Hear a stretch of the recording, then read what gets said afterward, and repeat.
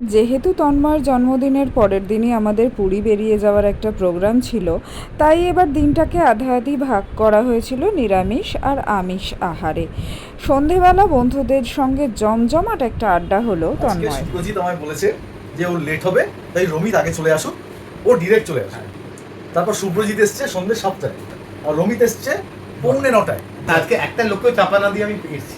হ্যাঁ, কক করে ডিম খেতে পারে, ডিমের কোনো পেন নার্ভাস সিস্টেম নেই তো ডিমের ডিমের তো নেই, হ্যাঁ, না, এই ভেটকি দাঁড়া যাবে বাট তাছাড়া বাদ দিলে গাছের তো আছে, ডিম হ্যাঁ হ্যাঁ গাছের না গাছের কোথায় গাছে তো অ্যাসেন্ট অফ স্যার গাছের নার্ভাস সিস্টেম কোথায় তাহলে আমাদের জগদীশ চন্দ্র বসে ফালতু এই না, জগদীশ চন্দ্র পড়েছিল পেন বা স্নায়ুতন্ত্রের উত্তেজনা প্রবাহ, সেটা তো দেখ গাছ রেসপন্ড করছে তুই ওদের 1 2 হ্যাপি বার্থডে টু ইউ তুই এই মিটিং এ আছিস? হ্যাঁ, দেখে না মনে হচ্ছে যে তুই মিটিং এ আছিস বলে। শোটা তো সমাজ আমাকে করতেই হবে, তো করছি।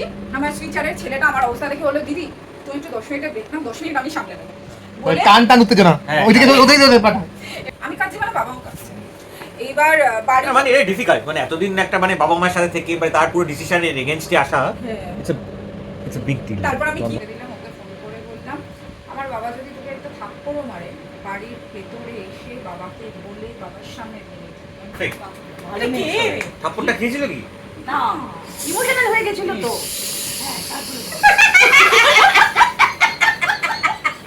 যাই হোক, বাবা মাকে যেন এম্বারেসিং না না একদম 100%। ওরকম হাঁচড় বাচড় করে বাইকে উঠলাম, উঠে ওদের গাড়িতে গিয়ে আমি হাউ হাউ করে কান্না। বাবা ফোন করছে, কাকু ফোন করছে, মানে কাকু মানে বন্ধু।